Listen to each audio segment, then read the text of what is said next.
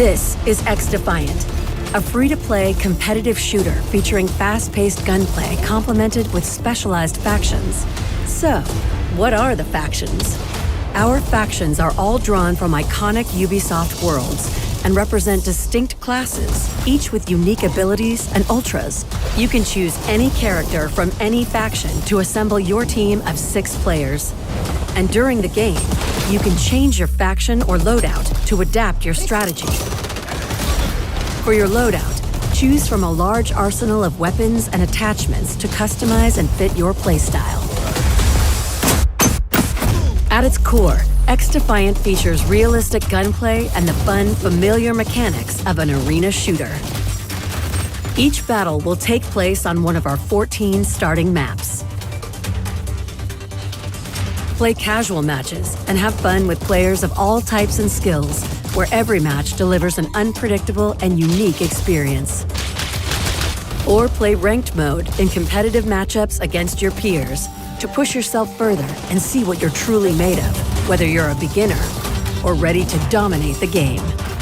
XDefiant is free with crossplay, so jump in with your friends across platforms. And as a live game with fresh new content every single season, XDefiant will continue to deliver an accelerating experience that will always be free to play and never pay to win. Many praised the combat system in Lords of the Fallen, citing elements including the focus on dual weapon wielding, the ability to switch between one-handed and two-handed attacks mid-flow, and being able to equip up to 5 different spells at any one time. However, some players voiced how movement could feel floaty, with attacks sometimes lacking sufficient weight or responsiveness. Building on the initial improvements introduced in version 1.7, which included a refined roll distance and tighter animation cancellation, version 2.0 presents a fully revamped character control and combat system in response to fan feedback and extensive playtesting. Starting with movement, walk and run animations are now much tighter. Thanks to improved physics, your character now stops almost instantly, offering more precise control in and out of combat. Turning your character is also much faster, with a far greater degree of mobility, while a new dedicated jump button means you can leap at any time, adding precision to platforming. As for combat, every weapon class has been refined to feel more responsive in battle. The distance with which you move when attacking has been reduced to feel more natural, while a tighter roll and quicker dash allows for more effective evasions. The lock-on system has also been modified to ensure more intuitive enemy selection, while removing the chance to accidentally lock onto environmental elements during combat.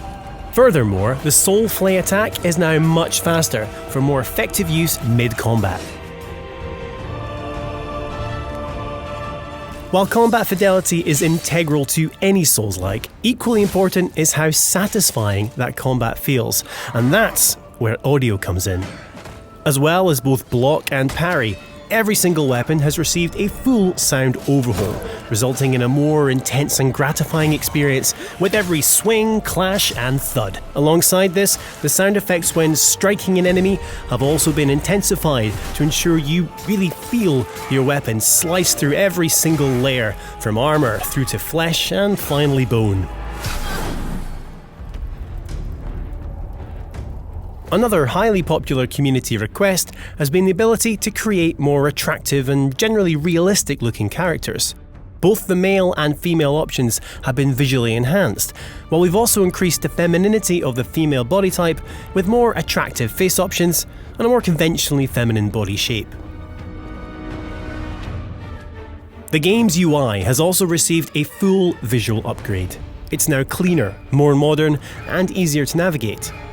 Players can completely disable the HUD for a more immersive experience, or use the dynamic HUD setting where it fades in and out based on gameplay. These UI improvements arrive hand in hand with a fully revised tutorial. Player prompts have been streamlined for increased clarity, while the addition of an all-new guidebook means players can revisit previous prompts at any time throughout their adventure. And talking of guidance, your Umbral lamp now has the ability to highlight the path towards your next vestige point, aiding Lost Crusaders through the winding passages of Mornstead. Numerous quality of life improvements also arrive with version 2.0, including an option for automatic vigor collection and new button prompts for both Grievous Strikes and environmental soul flays. Lords of the Fallen version 2.0 is the definitive edition of the dark fantasy action RPG and is available now for all lamp bearers. In light, we walk. When playing Remnant 2, you will have one game mode, and that is the story mode, which can be played in 4 difficulties. In this story, you will begin in the same world as the first Remnant game, but a few decades in the future. After your friend is pulled into another reality, it's up to you to explore different realities, collecting an item called Soul Sparks in your attempt to find a way back to your friend and stop the spread of an evil force called the Root. When it comes to gameplay, players will make a custom character, then decide on a class called archetypes, which greatly alter how your character plays. Each archetype offers their own perks, abilities, and starting weapons that shape your character towards a certain playstyle. While defeating enemies, you will level up your archetype to unlock new abilities and earn skill points to allocate into stats such as health, stamina, and ability cooldowns. Once you reach level 10, you can take on another archetype to mix their abilities into one. While out fighting, you will be exploring randomly generated areas, collecting different pieces of equipment, and fighting several unique enemies and bosses. With this being a Souls-like game, you will have your usual experience for that genre: a dodge ability, a replenishable healing item, a spot to rest, and punishing enemies and bosses. If you die at any point, you will not lose anything, and instead just be sent back to your recent rest area. Bosses are more focused on the boss fight itself rather than having a swarm of smaller enemies like Remnant 1. Co-op is unlocked 30 minutes into the game after a tutorial. Up to 3 players online can play together in a lobby with no cross-play support. Cross-gen, however, is supported, so PS4 players can play with PS5 and Xbox One players can play with Xbox Series S and X. Random matchmaking is available. Inviting players is done from the in-game menu or with your platform's menu and does not cost any in-game currency. There is no in-game voice chat, but there is a pinging system along with emotes. Only the host player will be making story progress when playing with others, but all character progress and equipment will be permanent for all players. Dead players can be revived if any of the surviving players have a healing item. You would not be kicked if you die like other Souls-like games. Instead, you can be revived at the next checkpoint. All loot is the same for everyone and is given to every player in the lobby when collected. And that's all that this game has to offer. Now for my experience, I'd have to say the co-op experience is pretty good. Having different character classes really helps encourage collaboration between teammates. Loot being shared makes playing in co-op less toxic, especially in a random match. Having random matchmaking makes it so you can easily enjoy the co-op experience, get help, or grind out new gear. There are currently 2 main modes. The first, Quick Cash, has each team vying to collect a vault of coins and deposit it at a designated spot on the map, which tends to result in the bloody convergence of all 3 squads at those points. This really effectively keeps the action going, and because taking over the deposit doesn't reset its progress, rounds move at a steady pace and avoid momentum killing stalemates altogether. Meanwhile, the Bank It mode focuses a bit more on direct PvP battles. Here, each player carries coins in their virtual pockets, all of which is gathered either from vaults around the map or by eliminating enemies. The on-the-fly strategizing of going for kills 1 second and then needing to deposit your loot before it all goes to waste the next is exciting, and it's pretty fun to pull off a move like this.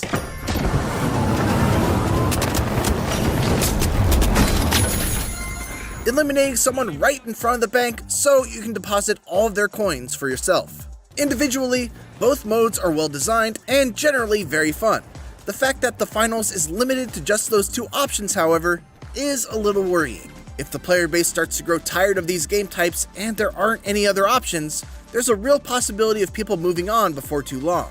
Hopefully that's addressed with new modes in future updates. Thankfully, once you've played a few matches, you'll unlock tournaments, and this is where the competitive attitude of the finals really shines. The primary tournament mode puts you and 7 other teams in a bracket playing modified versions of Cash Out. The field is narrowed in each round until the top 2 teams face off in a direct 3v3 match to determine the overall winner. It's what we've all been waiting for. It's the final round. It does a great job of mixing the high-stakes nature of an actual competition with rounds that are fast and satisfying enough to elicit that just one more game feeling. There are 3 different weight classes for your character, and they all play very differently from each other.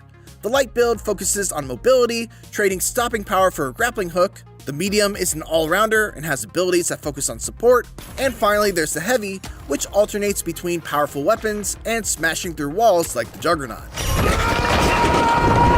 There's a solid variety of equipment for you to choose from before each match, and they can have a major impact on the battlefield if used properly. There are standard choices, like these deployable cover or these frag grenades, but they hardly stand out when you can instead drop one of these jump pads or throw goo grenades that do this. We're examining the contents of Pool 2. Some options are universal, like the pyro grenades, while others are restricted to specific classes, like this medium exclusive defibrillator that instantly revives downed teammates.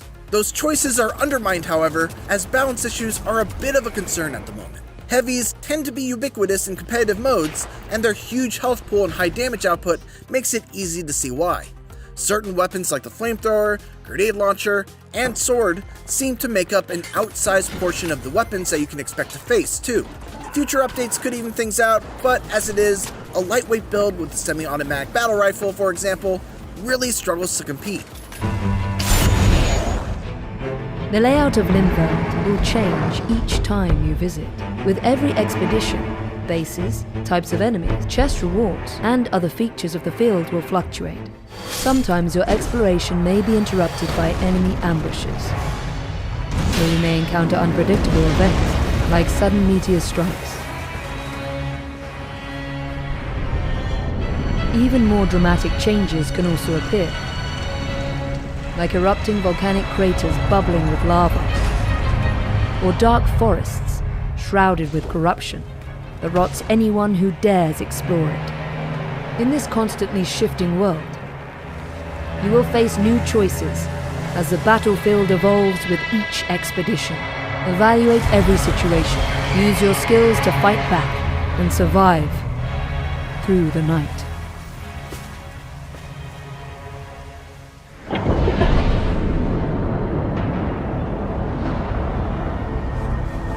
As darkness blankets Limveld, the night's tide will begin to cover the field, narrowing your range of traversal.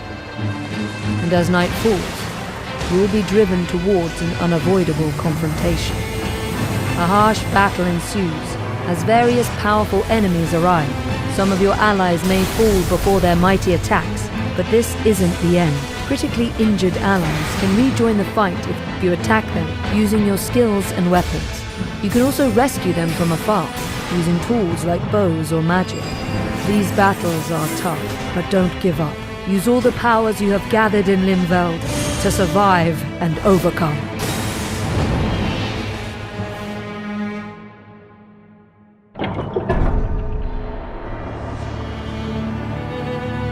Eight Nightfarers assembled to defeat the Night Lord. Each Nightfarer possesses different weapons and unique passive abilities, skills, and ultimate arts. Wilder, a knight proficient in a wide range of melee weapons, can throw grappling hooks to pull enemies, or swiftly close distances. He can also launch explosive iron spikes that deal a powerful blow to any enemy. Guardian, a warrior equipped with a massive shield, excels in defense. Their skill, Whirlwind, can lift enemies off their feet and deflect arrows. Their art, Wings of Salvation, repels approaching enemies and deploys a magic circle to save allies from dire situations. Iron Eye, an archer who never misses a foe's weakness, controls enemies from a distance. His marking skill injures and pressures the enemy, greatly disrupting their poise and creating openings to exploit. His art, Single Shot, fires a supersonic arrow that pierces through every enemy and obstacle, ensuring no escape. Duchess, a virtuous thief with quick reflexes, uses her cunning to confuse enemies. After attacking, she can use the skill Restage to reenact what just happened and deal damage again. Her art Finale hides her and nearby allies from the enemy's view, giving them a chance to adjust their positions or create an ambush.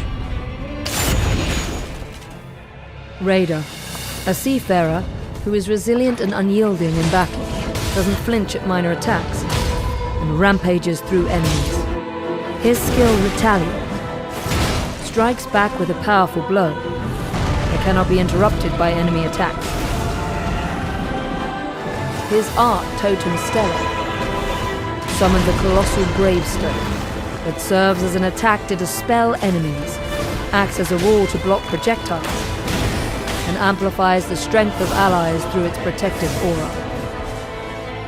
Recluse, a wielder of ancient magic, collects the elemental attributes attached to enemies and allies to produce different types of powerful magic, such as lightning-based or fire-based spells. Her art, Soul Blood Song, can also brand foes with an archaic glyph of blood that allows allies to recover health and magic by attacking them.